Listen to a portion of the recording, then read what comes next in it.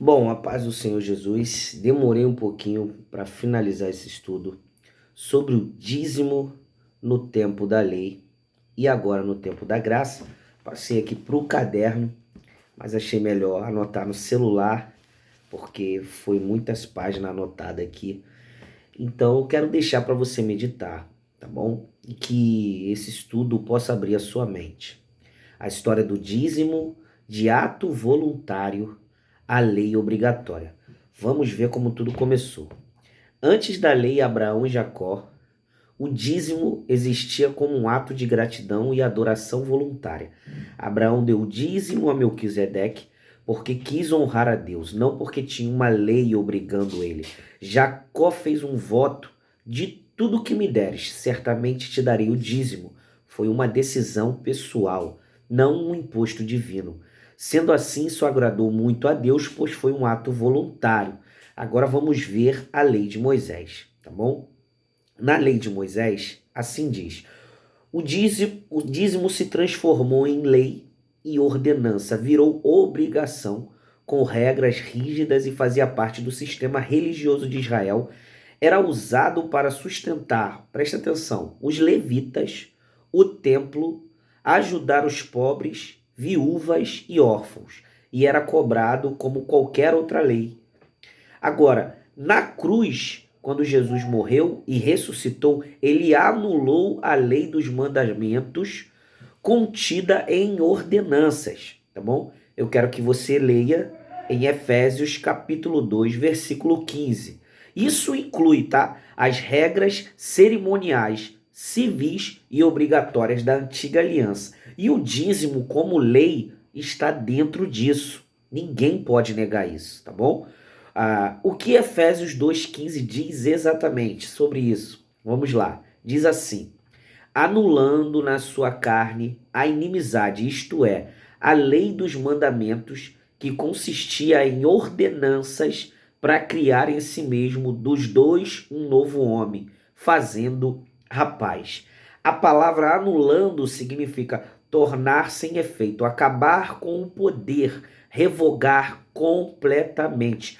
O dízimo, na época de Moisés, era exatamente isso: um mandamento com regulamentos, datas e formas de cumprir. Portanto, ele foi anulado junto com todo o resto.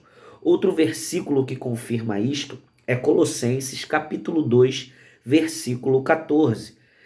Diz assim: tendo riscado a cédula de dívida que era contra nós, que consistia em ordenanças e que nos era contrária, e ele a tirou do meio, cravando-a na cruz.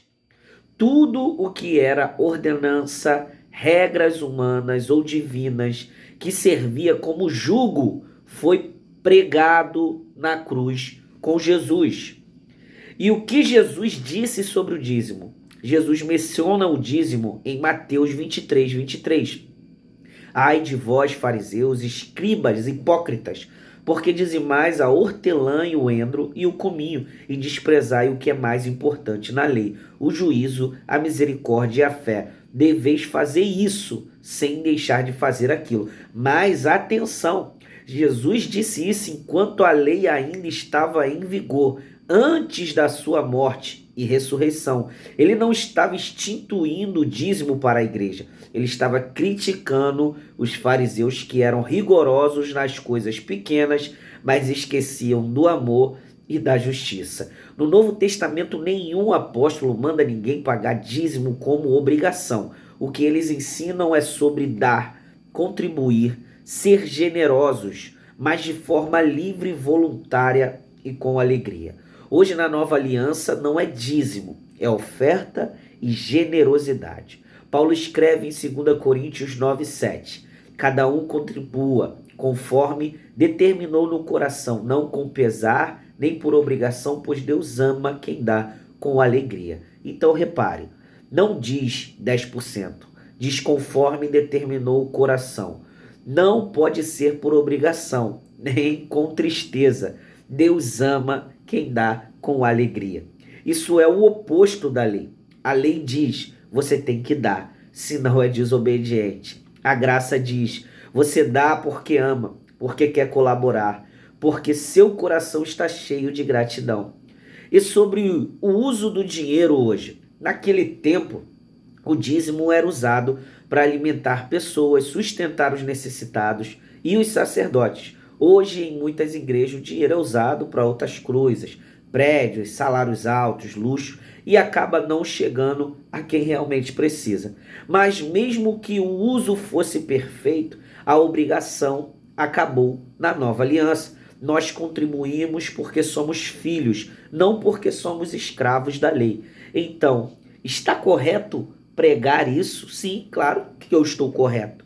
Não estou pregando contra a Bíblia, estou pregando a verdade da nova aliança. Estou mostrando que Cristo nos libertou do jugo da lei, incluindo a obrigação do dízimo, e nos chamou para uma relação de amor e liberdade. Muitos ainda vivem como se estivessem debaixo da antiga aliança, com medo de não pagar o dízimo e perder as bênçãos. Mas podemos pregar que a bênção vem da fé em Jesus, não de 10%. Dar é bom, mas tem que ser de coração com alegria. O sistema de lei e ordenanças acabou na cruz, irmão. Como podemos falar isso para uma igreja? Se você é pregador, você pode falar assim: irmãos, o dízimo existiu, foi importante na antiga aliança, mas com a morte e ressurreição de Jesus Cristo, a lei acabou. Hoje não somos mais obrigados por regras, somos movidos por amor. Deus não quer o seu dinheiro por obrigação, Ele quer o seu coração. E se você tem condições de ajudar a obra do Senhor e os necessitados, faça com alegria, conforme o que você sentir no coração, porque Deus ama quem dá com alegria. Isso é a verdade que liberta. E é exatamente isso que o Espírito Santo está querendo que todos compartilhem.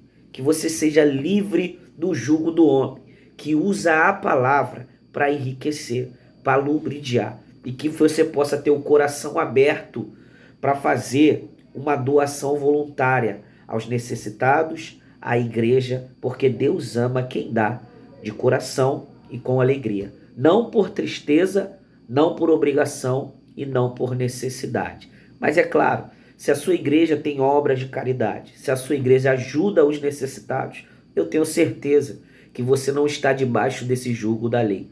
Eu tenho certeza que você ajuda com muito mais do que você pode, porque Deus vai te abençoar, porque você sabe em qual vinha você está plantando. Quer conhecer a árvore? Veja os frutos que ela tem produzido. E lembre-se, a árvore por si só não come desse fruto, mas são as pessoas que comem do fruto dela. Que a sua igreja possa ser conhecida pelas obras de caridade, por ajudar os necessitados. E que, se ainda estão usando esse modelo de dízimo, que possam pelo menos tirar o jugo pesado de Malaquias 3:10, aonde nós podemos ler e ver claramente que roubará o homem a Deus nos dízimos e nas ofertas. Nós sabemos para quem Deus está falando isso. Está falando para aqueles que tomam conta das coisas do Senhor, que são os próprios sacerdotes, pois só eles conseguem roubar a Deus. Amém? Seja livre desse jugo. Adore a Deus em verdade e em espírito. Faça a obra do Senhor dentro do templo e fora do templo, e vocês serão muito agraciados por Deus.